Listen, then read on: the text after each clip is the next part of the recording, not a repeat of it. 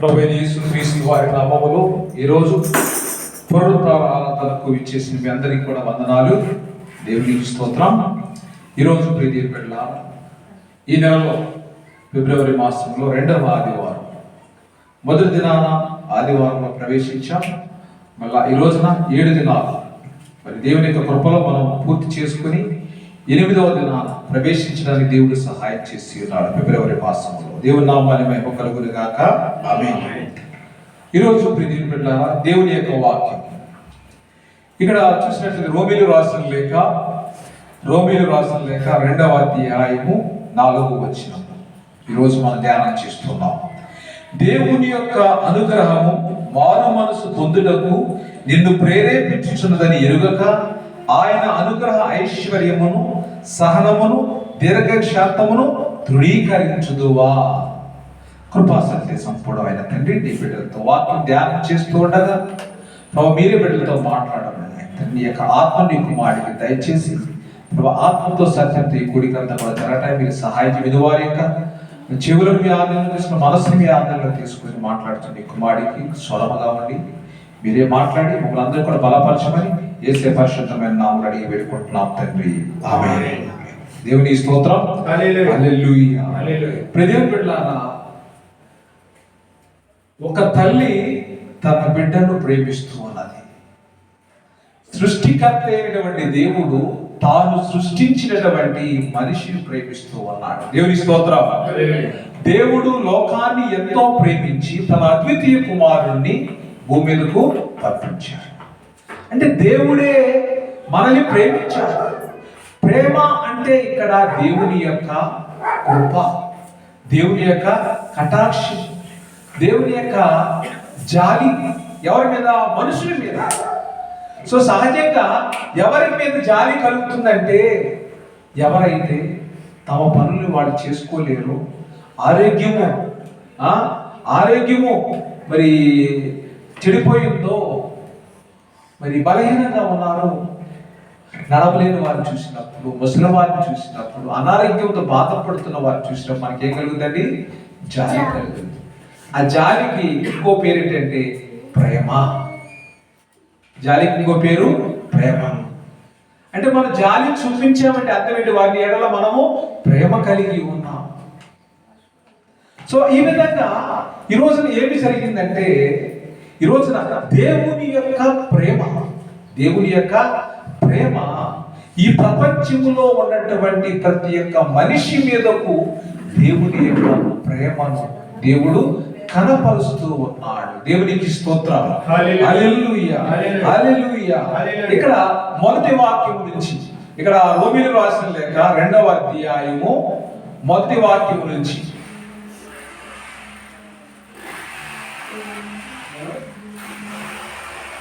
కాబట్టి తీర్పు తీర్చు మనుష్యుడా, నీవెవడమైనది సరే, నిరుత్తరుడు అయి ఉన్నావు. దేని విషయములో ఎదుటి వానికి తీర్పు తీర్చుచున్నావు, దాని విషయంలో నీవే నేరస్తుడు అని తీర్పు తీర్చుకొనుచున్నావు. ఎలయనగా తీర్పు తీర్చు నీవును అట్టి కార్యములనే చేయుచున్నావు కావా? అట్టి కార్యములు చేయి వారి మీద దేవుని తీర్పు సత్యమును అనుసరించినది అని ఎరుగుదుము. అట్టి కార్యములు చేయి వారికి తీర్పు తీర్చుచు వాటినే చేయుచున్న మనుషుడా, నీవు దేవుని తీర్పు తప్పించుకుందు అని అనుకుందువా? దేవుని యొక్క అనుగ్రహము మారు మనసు పొందుటకు నిన్ను ప్రేరేపించుచున్నదని ఎరుగక ఆయన అనుగ్రహ ఐశ్వర్యమును సహనమును దీర్ఘశాంతము తృణీకరించుదువా? నీ కాఠిన్యమును మార్పు పొందని నీ హృదయమును అనుసరించి ఉగ్రత దినమందు అనగా దేవుని న్యాయమైన తీర్పు బయలుపరచబడే దినమందు నీకు నీవే ఉగ్రతలు సమకూర్చుకొనుచున్నావు. ఈ రోజున మరి దేవుని యొక్క అనుగ్రహాన్ని ఎందుకు ఇచ్చాడు అంటే, నీవు మారు మనసు పొందటానికి, నీ యొక్క జీవితాన్ని మార్చుకోవడానికి దేవుడు ఒక అవకాశం ఇస్తూ ఉన్నాడు. సో దేవుని యొక్క అనుగ్రహాన్ని మనుషులు ఎలా చూస్తున్నారంటే, దేవుడినే చేతకాని వాడిగా చూస్తూ ఉన్నారు, దేవుని హేళన చేస్తూ ఉన్నారు, దేవుని అవమానపరుస్తూ ఉన్నాడు. అందుకే ప్రసంగి 8వ అధ్యాయము 11వ వచనంలో చూసినట్లయితే, దేవుని ప్రసంగి 8వ అధ్యాయం ప్రసంగి 8వ అధ్యాయంలో ఇక్కడ దేవుడు మనం చేసేటువంటి తప్పులకు తక్షణమే శిక్షించడం లేదని చెప్పేసి మనుషులు ఏం చేస్తున్నారంటే దేవుని యొక్క నామాన్ని అగౌరవపరుస్తూ ఉన్నారు. దుష్క్రియకు ప్రసంగి 8:11 వచనములో దుష్క్రియకు తగిన శిక్ష శీఘ్రముగా కలుగుపోవడం చూచి మనుషులు భయం విడిచి హృదయపూర్వకముగా దుష్క్రియలు చేయుదురు. వారు ఏంటండి, దుష్క్రియకు తగిన శిక్ష శీఘ్రమే తొలగిపోవడం చూసి శిక్ష వెంటనే రావడం లేదని చెప్పేసి వాళ్ళు ఏం చేస్తున్నారు, భయం విడిచిపెట్టేసి వాళ్ళు హృదయపూర్వకంగా దుష్క్రియలు చేయిస్తున్నారు. అంటే ఒక పిల్లోడు తప్పు చేస్తే వాడిని మందలించాలి.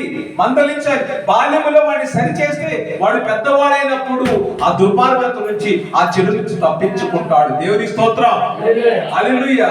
పిల్లోడు బూతు మాట్లాడు, మరి చాలా బాగా మాట్లాడేవరా, తల్లి రొమ్ము మీద తల్లినప్పుడు బాగా తంతున్నాడు కొడుకు, మెచ్చుకున్నామనుకో వాడు పెద్ద అయిన తర్వాత కూడా అదే చేస్తాడు. సో బాలుడిగా ఉన్నప్పుడు పిల్లలు చేసిన తప్పులను తల్లిదండ్రులు, పెద్దలు, టీచర్లు ఏం చేయాలంటే సరి చేయాలి, మందలించాలి, హెచ్చరించాలి. వారు చేస్తున్నది తప్పు అని వారికి తెలియచేయాలి. వారు చేస్తున్న తప్పని వారికి తెలియచేయాలి. ఎప్పుడైతే మనం అది తెలియచేస్తామో వాడు ఆ చెడు నుంచి తప్పించుకుంటాడు. మరి ఈ రోజున శిక్ష, దుష్క్రియకు తగిన శిక్ష శీఘ్రంగా కలిగిపోవడం చూసి మనుషులు ఏం కోల్పోతున్నారు, భయాన్ని కోల్పోతున్నారు. భయం లేదు, ఇంకా భయం లేదు. డాక్టర్ యొక్క హృదయం ఎలా ఉంటుందో తెలుసా, చాలా నిబ్బరంగా ఉంటుంది. ఆపరేషన్ శరీరంలో చిన్న ముళ్ళు గుచ్చుకుంటే మనం అమ్మో నొప్పి, అయ్యో నొప్పి అని చెప్పేసి అరుస్తూ కేకలు పెడుతూ ఉంటాం. డాక్టర్ ఆపరేషన్కి వెళ్ళినప్పుడు జాలి కడిగం లేదంటారా డాక్టర్కి? లేదంటారా? ఏంటంటే ఆయన అలా కోసేస్తాను అంటారు. నువ్వు ఫస్ట్ టైం చూసావు, అర్థమైందా? నువ్వు ఫస్ట్ టైం చూసావు కాబట్టి నీకు ఎలా ఉంటుంది అంటే బాధగా, అంటే ఎదుటి వాళ్ళ యొక్క బాధను అనిపిస్తున్నట్టుగా సానుభూతిని వ్యక్తపరుస్తావు. అంటే డాక్టరు అంటే ఆయన సానుభూతి చూపించి అయ్యో కట్ చేస్తే ఏడుస్తాడు, బాధపడతాడు, ఆగాడు అనుకోండి, ఇక్కడ ప్రాణం పోతుంది. నొప్పి అని ఆయనకి తెలుసు.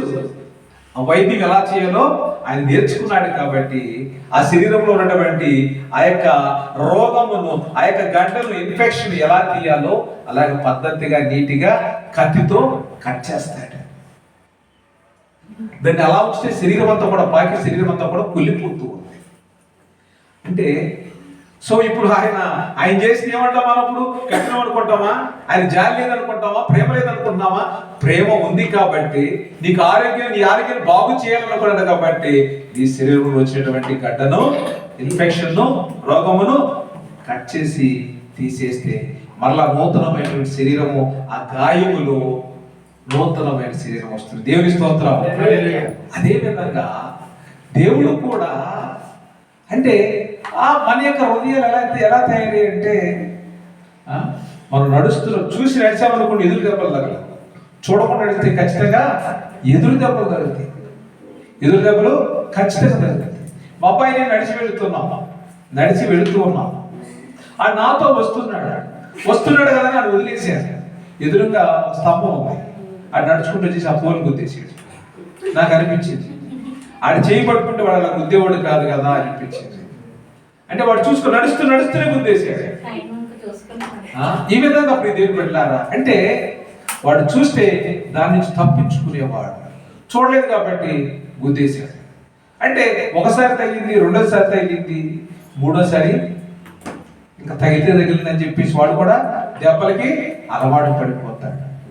అలాగా భయము విడిచి, ఇక్కడ ఏం చెప్తుంటే వాక్యము, మనుషులు భయము విడిచి హృదయపూర్వకముగా దుష్క్రియలు చేయలేరు.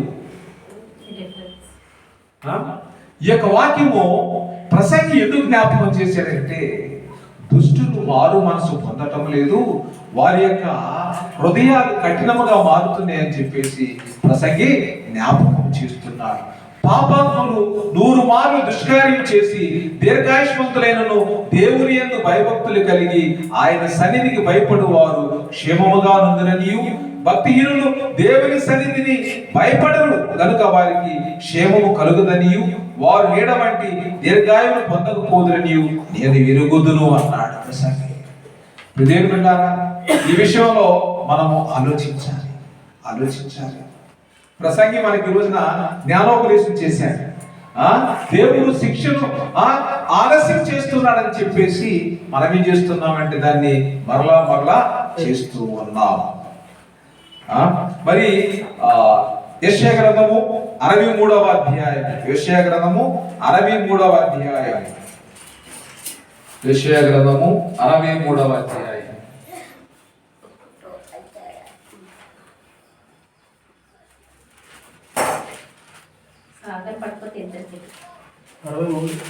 ఏడు నుంచి 10 వచనాలు. యెహోవా మనకు చేసిన వాటన్నిటిని బట్టి యెహోవా కృప అతిశయమును యెహోవా స్తోత్రములను గానము చేతును. తన వాత్సల్యమును బట్టి కృపా బాహుల్యమును బట్టి ఇశ్రాయేలు యొక్క వంశస్థులకు ఆయన చూపిన మహా కనికరమును నేను ప్రకటన చేసేదను. వారు నా జనులనియు అబద్ధములు ఆడనేరని పిల్లలని అనుకుని ఆయన వారికి రక్షకుడాయను. వారి యావత్ బాధలో ఆయన బాధలో నేను ఆయన సన్నిధి దూత వారిని రక్షించేది. ప్రేమ చేతను తాలిమి చేతను వారిని విమోచించేది. పూర్వగమనులన్నిటిని ఆయన వారిని ఎత్తుకొనొచ్చు మోసుకొనొచ్చు వచ్చేది. ఆయనను వారు తిరుగుబాటు చేసి ఆయన పరిశుద్ధాత్మను దుఃఖింప చేయగా ఆయన వారికి విరోధి అయ్యను, తానే వారితో యుద్ధము చేసెను. దేవుని స్తోత్రం, హల్లెలూయా. అంటే ఇశ్రాయేలు ప్రజలు నడవలేని స్థితిలో ఉన్నప్పుడు దేవుడు వారిని ఎలాంటి ఎత్తుకుని తీసుకుని వచ్చానని చెప్పేసి యెషయా ప్రవక్త ద్వారా జ్ఞాపకం చేస్తూ ఉన్నాడు. వారు నా జనులన్నీ ఆడని నా పిల్లలని అనుకొని వారికి నేను రక్షకుడయ్యాను. వారి యావత్ బాధలు వారికి కలిగిన అన్ని బాధల్లో నేను వారికి తోడుగా ఉన్నాను. మరి ఆయన సన్నిధి దూత వారిని రక్షించింది వారికి కలిగిన బాధల్లో నుంచి. సో ఇప్పుడు ప్రేమ చేతను తాలిమి చేతను నేను వారిని రక్షించాను, విడిపించాను. సో వీళ్ళేం చేశారు? ఇప్పుడు తిరుగుబాటు చేశారు. వీళ్ళు తిరుగుబాటు చేసి ఆయన పరిశుద్ధాత్మను దుఃఖపరిచారు. దేవుని యొక్క ఆత్మను దుఃఖపరిచారు. దేవుని యొక్క సేవకుడిని హేళన చేశారు. దేవుని యొక్క సేవకుడిని దూషించారు. దేవుని యొక్క బాహుబలమును చులకన చేశారు. వాళ్ళు చేసిన తిరుగుబాటు. ఆయన వారిని ఎత్తుకుని వచ్చారని చెప్పాడు. దేవుని బిడ్డలారా, సో ఇప్పుడు ఆయన తన వాత్సల్యమును బట్టి కృపా బాహుల్యమును బట్టి ఇశ్రాయేలు వంశస్థులకు ఆయన చూపిన మహా కనికరము నేను ప్రకటన చేసేదను. దేవుని బిడ్డలారా, దేవుని యొక్క కృపా బాహుల్యము ఏం చేస్తుందంటే మన ఎడల కనికరము చూపిస్తుంది. ఆయన కృపలో మన భద్రపరిచి ఉన్నాడు. ఈ రోజున ఎవరినైతే ఆయన ప్రేమించాడో, ఎవరి ఎడలైతే తన కృపను చూపించాడో, ఎవరి ఎడలైతే కనికరం కలిగి ఉన్నారో వాళ్ళు ఏం చేశారు? తిరుగుబాటు చేస్తే దేవుడు ఏమన్నాడు? నేనే వారితో యుద్ధం చేయదును అన్నాడు. నేనే వారితో యుద్ధము చేయదును అంటే ప్రేమించిన వాటి దేవుడు ఎందుకు యుద్ధం చేస్తాడంటే వీళ్ళు తప్పిపోయారు, మాట వినడం లేదు, వీళ్ళు లోబడలని జనం అని చెప్పేసి దేవుడు రౌద్రం కలిగి వీళ్ళు అనగద్రొక్కాలి అనుకున్నాడు. ఎందుకంటే ప్రసంగి ఏమన్నాడు? వారు చేసిన పాపాలకు శిక్ష శీఘ్రంగా తగలకుండా వల్ల వాళ్ళు హృదయంలో గ్రహిస్తున్నారు, దేవుని యొక్క మాటను తృణీకరిస్తూ ఉన్నారు. కాబట్టి ఈ రోజున మన యొక్క జీవితాన్ని ఒకసారి ఆలోచించుకోవాలి. దేవుని బిడ్డలారా, దేవుడు తన యొక్క కనికరము చొప్పున మన మారు మనసు పొందాలని ఆయన ఎదురు చూస్తూ ఉన్నాడు, కానీ మనం నశించిపోవాలని దేవుడు కోరుకోవటం లేదు. అలాగే ఇంకో వాక్యం చూసుకుందాం. మరి ఇక్కడ దేవుని యొక్క అనుగ్రహం, ఎందుకు దేవుని యొక్క అనుగ్రహం కలిగి ఉన్నాడంటే మనము మారు మనసు పొందాలి. ఇంకా దర్శనం లేదు, ఏమీ లేదు. దేవుడు చెప్పాడు, అయిపోయింది, మాట్లాడాడు, ఇంకా అయిపోయింది అనుకున్నారు చాలా మంది. అంటే దేవుడు లేడు కదా, మనతో లేడు కదా అంటే ఆయన వాక్యం ద్వారా ఆయన మాట్లాడుతున్నాడు. యెహెజ్కేలు గ్రంథం 12వ అధ్యాయం యెహెజ్కేలు గ్రంథము 12వ అధ్యాయం.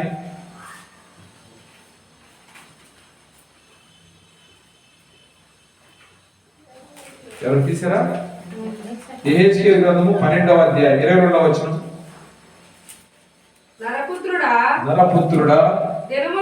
దినములు జరిగిపోవచ్చున్నవి, ప్రతి దర్శనము నిరర్థకమగుచున్నది అని ఇశ్రాయేలుల దేశములో మీరు చెప్పుకుని సామెత ఏమిటి? కావున నీవు వారికి ఈ మాట తెలియజేయము. ప్రభువు యెహోవా సెలవిచ్చినది ఏమనగా, ఇక మీదట ఇశ్రాయేలులో ఎవరును ఈ సామెత పలకకుండా నేను దానిని నిరర్థకము చేసేదను. ఎవరును ఈ సామెత పలకకుండా నేను దానిని నిరర్థకము చేసేదను. కనుక వారితో ఇట్లనుము, దినములు వచ్చుచున్నవి, ప్రతి దర్శనము నెరవేరును. దేవునికి స్తోత్రం. ప్రతి దర్శనము నెరవేరుతున్నది అంటే ఇంక ఎవరు కూడా ప్రతి దర్శనం నిరార్థకం అంటే దేవుడు ఆలస్యం చేస్తున్నాడు. రెండో రకం ఆలస్యమైంది, పడుకుందాం, తిందాం, తాగుదాం, తిరుగుదాం, సంపాదించుకుందాం అనుకోవడానికి అవకాశము లేదు. అన్ని వేళలా నువ్వు సిద్ధంగా ఉండాలని వాక్యము సెలవిస్తూ ఉన్నది. ఎందుకంటే కొంతమంది అనుకుంటారు అయిపోయింది, టైం అయిపోయింది, ఇంకేముందని అనుకుంటారు. నా వయసు అయిపోయింది, ఇంకే నేనేం చేయాలి, నా 40 సంవత్సరాలు వచ్చేసి 60 సంవత్సరాలు వచ్చేసి ఇంకేముంది, నేను చేయడానికి ఏముంది అనుకుంటారు. ఏముంది అనుకుంటే ప్రతి బిడ్డలారా, దేవుడు గొప్ప పనిని మనకు అప్పగించి ఉన్నాడు. దేవునికి స్తోత్రం. హల్లెలూయా, హల్లెలూయా. ఎంత గొప్ప రక్షణను మనం నిర్లక్ష్యం చేసి ఎలా తప్పించుకుంటామండి? ఫిబ్రవరి రాసిన లేఖ 2వ అధ్యాయం 3వ వచనం. ఎంత గొప్ప రక్షణను మనం నిర్లక్ష్యం చేసి ఎలాగూ తప్పించుకుందాము. అట్టి రక్షణ ప్రభు బోధించిన చేత ఆరంభమై, ఫిబ్రవరి రాసిన లేఖ 2వ అధ్యాయం 3వ వచనం. అట్టి రక్షణ ప్రభు బోధించిన చేత ఆరంభమై, దేవుడు తన చిత్తానుసారముగా సూచక క్రియల చేతను, మహత్కార్యముల చేతను, నానా విధములైన అద్భుతముల చేతను, వివిధములైన పరిశుద్ధాత్మ వరములను అనుగ్రహించిన చేతను వారితో కూడా సాక్ష్యమిచ్చుచుండగా వినిన వారి చేత మనకు దృఢపరచబడెను. మనము మాట్లాడుచున్న ఆ రాబోవు లోకమును ఆయన దూతలకు లోపరచలేదు. అయితే ఒక చోట ఇలాగున దృఢముగా సాక్ష్యమిచ్చుచున్నాడు. నీవు మనుషుని జ్ఞాపకము చేసుకున్నప్పుడు వాడు ఏ పార్టీ వాడు, నీవు నరపుత్రుని దర్శించుటకు వాడు ఏ పార్టీ వాడు, నువ్వు దేవతల కంటే వాడిని కొంచెం తక్కువ వానిగా చేసిందివి, మహిమ ప్రభావంతో వానికి కిరీటము ధరింపచేసి నీ చేతి పనుల మీద వానికి అధికారం అనుగ్రహించింది, వాని పాదముల కింద సమస్తమును ఉంచితివి అన్నాడు. దేవునికి స్తోత్రం. హల్లెలూయా, హల్లెలూయా, హల్లెలూయా. దేవుని బిడ్డలారా, ఈ విధంగా దేవుడు మనందరికీ కూడా ఎంత గొప్ప రక్షణ నిర్లక్ష్యం చేస్తే మనము తప్పించుకుంటాం. దేవుడు మారు మనసు పొందమన్నాడు. మారు మనసు పొందిన తర్వాత మరలా పాపం చేసి దేవుడు అనుగ్రహించేటువంటి కృపను మనము పొందలేకపోతూ ఉన్నాం. సో ఇప్పుడు డైరెక్ట్ గా ఆయన మాట్లాడుతూ ఉన్నాడు. ఆయన ఎలా మాట్లాడాడు? మనతో సూచిక క్రియల ద్వారా మాట్లాడాడు, అద్భుతాల ద్వారా మాట్లాడాడు, పరిశుద్ధాత్మ ద్వారా మాట్లాడాడు, అనేక మంది సాక్షుల ద్వారా మాట్లాడాడు. వినిన వారి చేత మనకు ఇప్పుడు ఏమైంది? ఆయన భయంకరుడు, కృపా బాహుల్యం కలిగినటువంటి దేవుడు, మన మొరలను మన బాధల నుంచి తప్పించేటువంటి దేవుడు అని అందరికి కూడా తెలియచేయబడింది, సాక్ష్యం ద్వారా తెలియచేయబడింది. సో ఇప్పుడు మనం మాట్లాడుచున్న ఆ రాబోవు లోకమును ఆయన దూతలకు లోపరచలేదు. ఎవరికి ఇవ్వలేదు? దేవదూతలకి ఆ లోకాన్ని ఇవ్వలేదు. ఏ లోకాన్ని ఇవ్వలేదు? పరలోకాన్ని దేవదూతలకి ఇవ్వలేదు. ఎవరికి ఇస్తున్నాడు? అయితే ఒక చోట ఇలాగున దృఢముగా సాక్ష్యం ఇచ్చుచున్నాడు. నీవు మనిషిని జ్ఞాపకం చేసుకోవడానికి వాడు ఏ పార్టీ వాడయ్యా? నీవు నరపత్రిని దర్శించడానికి వాడు ఏ పార్టీ వాడు? నువ్వు దేవదూతల కంటే వాడిని కొంచెం తక్కువ వానిగా చేసేది, కానీ మహిమ ప్రభావములతో వానికి కిరీటమును ధరింపచేసేది. దేవునికి స్తోత్రం. అంటే దేవదూతలకు ఆ జీవ కిరీటం ఎవరికి ఇచ్చారు? నీకు ఈ యొక్క లోకాన్ని జయించిన వానికి ఆ యొక్క జీవ కిరీటాన్ని ఆయన ఇస్తూ ఉన్నాడు. దేవునికి స్తోత్రం. హల్లెలూయా, హల్లెలూయా. బ్రతికామన్నా పేరు మాత్రమే ఉంది, బ్రతుకుతున్నామన్నా పేరు మాత్రమే ఉంది, కానీ నువ్వు మృతుడివి అన్నాడు. సో ఈ పోరాటం, ఈ భక్తి ఎందుకంటే దేవుడు ఇచ్చేటువంటి జీవ కిరీటాన్ని పొందుకోవడానికి మన భక్తిని సాధన చేస్తూ ఉన్నాం. దేవునికి స్తోత్రం. అంటే ఈ భక్తిలో నీ సాధన ఎలా ఉండాలంటే, పిల్లోడు లెక్క నేర్చుకోవాలంటే దాన్ని 100 సార్లు ప్రాక్టీస్ చేస్తాడు, వాడికి వచ్చేస్తుంది. కానీ భక్తి కూడా సాధన చేయాలి, భక్తిని కూడా సాధన చేయాలి. ఎలా చేయాలంటే, నువ్వు ఉదయం వేసినప్పుడు నీ పనులు మాత్రమే కాదు, నువ్వు ఆరాధిస్తున్న దేవునికి నువ్వు సమయం కేటాయించాలి. మోకరించి నువ్వు ప్రార్థన చేయాలి. మోకాళ్ళు నీ భూమిని తాగితే నీ ముఖం అంట ఎలా ఉంటది? తెల్లగా మెరిసిపోతూ ఉంటది, ప్రకాశవంతంగా మారిపోతుంది. నీ మోకాలు నేను తాకాలి, నేలను తాకాలి. నీ చిన్నప్పుడు ఏం పెట్టారా, మీ భక్తిలోకి వచ్చినప్పుడు మేము సాయంత్రం పూట ప్రార్థన జరిగేది సాయంత్రం. నేను చదివేది 3వ తరగతి, 2వ తరగతి, 3వ తరగతి, 4వ, 5వ తరగతి. అరగంట సేపు ప్రార్థనలో మేము ఎక్కడ ఇసుకలు, కట్టికి రాళ్ళ మీద ఇసుకలు, గులకరాళ్ళు ఉంటాయి కదా, చిన్న చిన్న రాళ్ళు, ఆ రాళ్ళ మీద మోకాళ్ళు వేసి మరిపి గారి బొమ్మ ఎదురుగా ఉండేది, మరిపి గారి బొమ్మ ఎదురుగా ఉండేది. అక్కడ మోకరిస్తే మా మోకాలికి ఏమయ్యంటే చొట్ల పడి రాళ్ళు రాళ్ళకి వెళ్ళి గుంజుకుని పోరాటం ఎలా ఉండేది తెలుసా? శరీరం నల్లకొట్టు. చిన్నప్పుడే ఏ వయసు అది? 10 సంవత్సరాలు, 9 సంవత్సరాలు, 11 సంవత్సరాల వయసులో నా బాగా గుర్తు. ఎందుకంటే ఆ బొమ్మ ఎదురుగా మేము మరిపి గారి విగ్రహం ఎదురుగా దండం పెట్టుకుని జపాలు చెప్తూ ఉండేవాళ్ళని. అనుక్షణం కూడా జపాలు ఉండేది. అంటే ఈ పోరాటం మరి మామూలు పోరాటం కాదు. సో ఇప్పుడు మరి ఏం చేస్తుంది? ఇప్పుడు దేవుడు కూడా మనకి తెలియచేశాడు, భక్తిని సాధకం చేయాలి. చిన్నప్పటి నుంచి దాన్ని ప్రాక్టీస్ చేయాలి. పెద్ద అయిన తర్వాత హాయిగా మనం ఏం చేయాలి? మన భక్తి ఎలా ఉందంటే రెడీమేడ్ ఫెయిత్, ఫాస్ట్ ఫుడ్స్ ఎలా అవుతుంది అలా ఉండడానికి వీల్లేదు. ఈ భక్తిని మనము సాధనము చేయాలి, సానపట్టాలి. ప్రతిరోజు కూడా నూతనముగా ఏ విధంగా నేను దేవుని ఆరాధించాలి. ఈరోజు కడుపునే తిన్నాను, రేపు ఉపవాసం ఉండి ప్రార్థన చేస్తాను, రేపు ఉపవాసం ఉండి ప్రార్థన చేస్తాను. ఈ ఒక పూట ఆహారాన్ని నేను బేదలకు పంచి పెడతాను, ఒక పూట ఆహారాన్ని నా సంఘంలో తీసుకొస్తాను, నేను ఉపవాసం ఉంటాను, ప్రార్థన చేస్తాను. ఉదయం సాయంత్రం ప్రార్థన చేస్తాను, మధ్యాహ్నం నాకు సమయం దొరికినప్పుడల్లా నేను ప్రార్థన చేస్తాను అని మనం తీర్మానం చేసుకుని మన భక్తిని మనం ఏం చేయాలంటే ప్రాక్టీస్ చేయాలి. ప్రతి బిడ్డలారా ప్రాక్టీస్ చేయాల్సిందే. ఈ భక్తి ఆషామాషా భక్తి కాదు. నువ్వు నీకు నచ్చినప్పుడు ప్రార్థన చేసుకోవడం కాదు. నీకు ఇష్టం ఉన్నా లేకపోయినా నువ్వు నీ పిల్లోడైనా మర్చిపోవచ్చు, నీ ఉద్యోగాలను మర్చిపోవచ్చు, కానీ నిన్ను సృష్టించిన దేవుడు నువ్వు మర్చిపోకూడదు. దేవుని స్తోత్రం. హల్లెలూయా. దేవుడు ఒక్క క్షణము నిన్ను నన్ను మర్చిపోతే ఎక్కడ ఉంటామండి? మట్టిలో ఉంటాం. దేవుడు ఒక్క క్షణము మనల్ని మర్చిపోతే మనం ఎక్కడ ఉంటాం? మట్టిలో ఉంటాం. ఇక నువ్వు మనిషి అని పిలువబడవు. ఏమని పిలువబడతావు? సేవము అంటారు. అందుకే దావీదు భక్తుడు అంటాడు, ఒక్క క్షణము నువ్వు నన్ను మర్చిపోతే అయ్యా నేను ఏమైపోతానో అంటాడు. కాబట్టి ప్రియ బిడ్డలారా, దేవుడు నరపుత్రుని దర్శించాడు లేదా? దేవుడు దర్శించడం లేదా?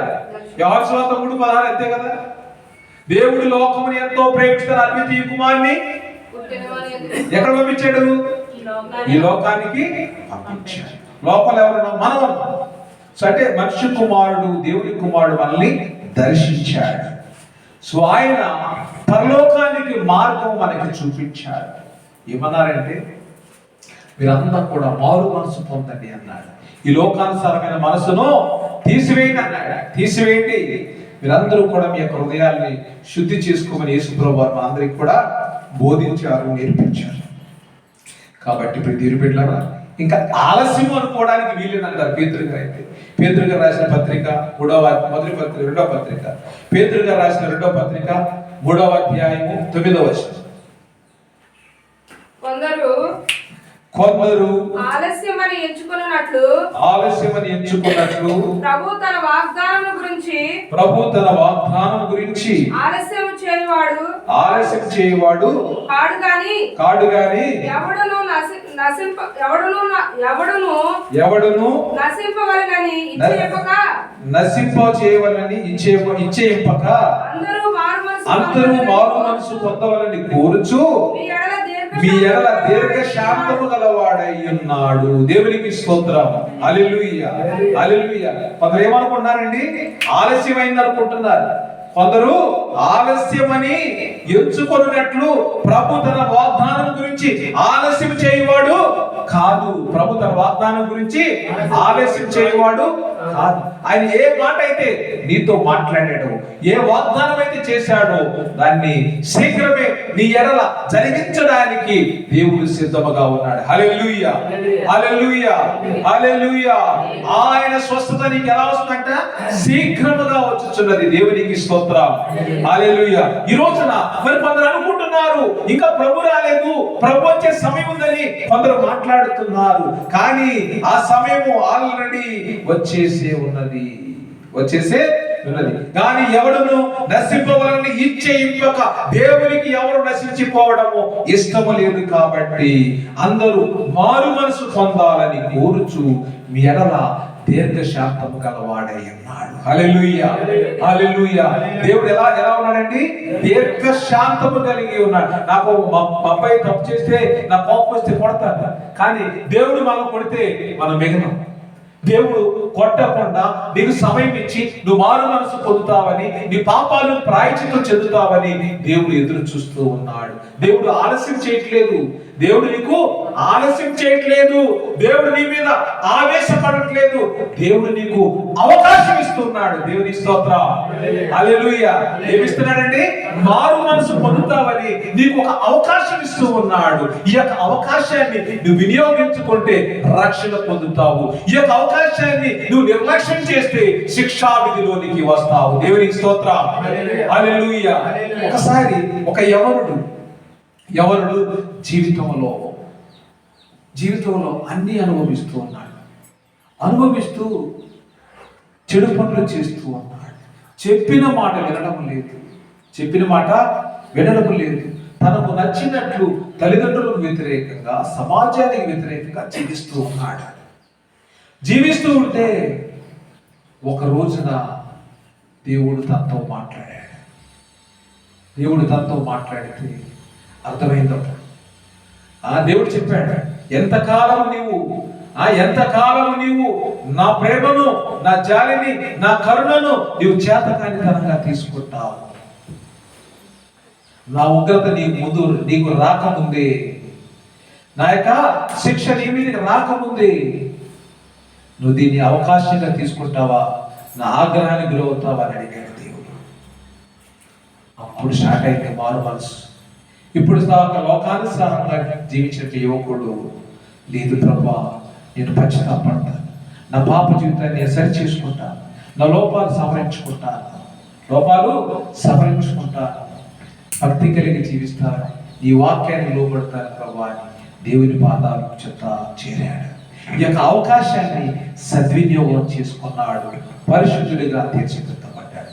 ఈ రోజున దేవుని బిడ్డలారా, మనము మరి కొందరు ఏమనుకుంటున్నారంటే దేవుడు ఆలస్యం చేస్తున్నాడు, దేవుడు ఏం చేయలే, దేవుడు ఇప్పుడు మనం ఇన్నిసార్లు అయ్యాము, మరి తాగినప్పుడు ఏదో ఒకటి చేయాలిగా అనేవాడు. ఇన్నిసార్లు తిరిగాము, దేవుడు ఏదో ఒకటి చేయాలిగా. దేవుని మాటను, దేవుని యొక్క ప్రేమను ఎలా చూస్తున్నారంటే చేతకానితనంగా చూస్తూ ఉన్నారు. ఆలోచించుకోవాలి. జీవితాన్ని సరిచేసుకోవడానికి దేవుడు ఒక మంచి అవకాశం ఇస్తూ ఉన్నాడు.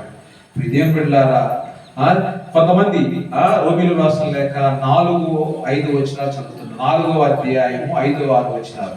పని చేయక భక్తిహీనుని నీతిమంతునిగా తీర్చువాని యందు విశ్వాసముంచువానికి వాని విశ్వాసం నీతిగా ఎంచబడుచున్నది. ఆ ప్రకారమే క్రియలు లేకుండా దేవుడు ఎవరిని నీతిమంతుడుగా ఎంచునో ఆ మనుషుడు, ఆ ప్రకారమే క్రియలు లేకుండా దేవుడు ఎవరిని నీతిమంతుడుగా ఎంచునో ఆ మనుషుడు ధన్యుడని దావీదు కూడా చెప్పుచున్నాడు. తన అతిక్రమములకు పరిహారం నొందినవాడు, తన పాపములకు ప్రాయశ్చిత్తము నొందినవాడు ధన్యుడు. ప్రభు చేత నిర్దోషిని ఎంచబడిన వాడు ధన్యుడు. ధన్యుడు. దేవునికి స్తోత్రం. హల్లెలూయా, హల్లెలూయా. మనుషుల చేత మెప్పు పొందడం కాదు, దేవుని చేత నిర్దోషిని ఎంచబడిన వాడు ధన్యుడు. కాబట్టి మరి ఆ యొక్క స్థితి, ఆ యొక్క పోరాటము మనమందరము కూడా ఈ రోజున ఆ దేవుని కొనసాగించాలి అని ప్రభు పేట మీ అందరికి కూడా తెలియజేస్తున్నాను. ప్రకటన గ్రంథంలో 3వ అధ్యాయం ఏమని చెప్తుందంటే వాక్యము, ఆయన ద్వారము గడప యొద్ద ఆయన నించుని తట్టుచున్నాడు. ప్రకటన 3:20. ప్రకటన 3:20, 3వ అధ్యాయము 20వ వచనం. ఇదిగో నేను తలుపు వద్ద నిలుచుండి తట్టుచున్నాను. ఎవడైనాను నా స్వరము విని తలుపు తీసిన యెడల నేను అతని యొద్దకు వచ్చి అతనితో నేనును నాతో కూడా అతడును భోజనం చేయుదుము. దేవునికి స్తోత్రం. హల్లెలూయా, హల్లెలూయా.